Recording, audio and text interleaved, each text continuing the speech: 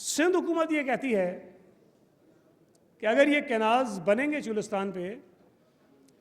तो हमारा जो पानी है जो सिंध को मिलता है वो पानी कम हो जाएगा। पंजाब ये कहता है, उनकी मंतक और दलील ये है कि नहीं, जो पंजाब का पानी है, जो हमारा हिस्सा है, जितना हमारा हिस्सा बनता है, हम उसी में से ये पानी जो है वो डाइवर्ट करेंगे और चुलिस्तान में ज़मीनों को आबाद करेंगे। अब इसमें एक और मैंने सुना,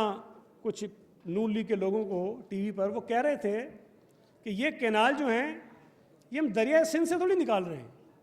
ये तो सतलज से, इधर से उधर से, हम पता नहीं, और जो इनके साथ में जो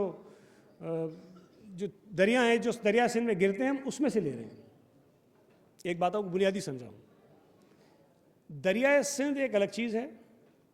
एक इंडस रिवर सिस्टम है, पूरा सिस्टम है।